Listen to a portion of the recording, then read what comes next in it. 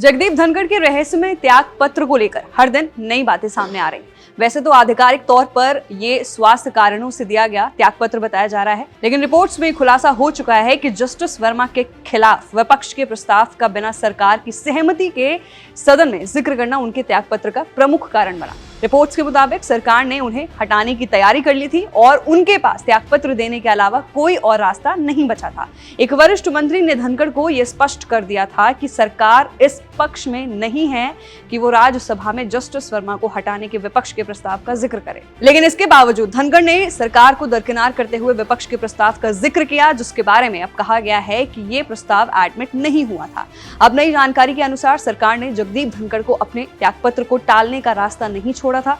21 जुलाई को जब दोपहर में उन्होंने सरकार को एक वरिष्ठ मंत्री के 2 बार फोन करने के बावजूद बातचीत नहीं की, तभी ये सरकार को लग गया था कि ये अलग रास्ते पर निकल चुके हैं। बीएसी की सुबह की बैठक में उन्होंने कहा कि मंत्री सरकार से पूछकर ये बताए कि पीएम ऑपरेशन सिंदूर पर कब बोलेंगे।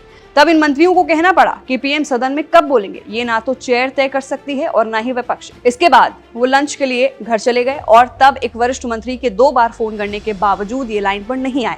शाम 4 बजे उन्होंने सदन में जस्टिस वर्मा के खिलाफ विपक्ष के प्रस्ताव का जिक्र किया, लेकिन इस बीच उन्हें हटाने की मुहिम सिरे चढ़ चुकी थी। रक्षा मंत्री राजनाथ सिंह के कमरे में एनडीए के सभी राज्यसभा सांसदों के दस्तखत ले लिए गए थे। सूत्रों के अनुसार राज्यसभा में अब एनडीए को 134 सांसदों का समर्थन हासिल है। सरकार ने यह सुनिश्चित किया कि धनखड़ को हटाने के प्रस्ताव को अगले दिन के लिए ना टाला जाए। इसलिए कानून मंत्री अर्जुन राम मेघवाल को एनडीए के सांसदों के दस्तखत वाले इस प्रस्ताव को बंद लिफाफे में दिया गया और वो सभापति के चैम्बर में जाकर बैठ गए। कोशिश ये थी कि 5 बजे से पहले यह प्रस्ताव दे दिया जाए ताकि मामला अगले दिन के लिए ना चले। सूत्रों के अनुसार 4:50 पर यानी 5 बजे में 10 मिनट पहले ही ये सीलबंद लिफाफा राज्यसभा सचिवालय को सौंप दिया गया। हालांकि सरकारी सूत्र अभी भी ये बताने को तैयार नहीं है कि ये सीलबंद लिफाफे में वो प्रस्ताव क्या था जिस पर सभी एनडीए राज्यसभा सांसदों के दस्तखत करार गए थे। लेकिन ये पुख्ता जानकारी मिली है कि इसमें जगदीप धनखड़ को हटाने का प्रस्ताव था, जिसके बारे में उसी रात को सभी सांसदों को वरिष्ठ मंत्रियों ने 10-10 सांसदों के ग्रुप में ब्रीफ किया था।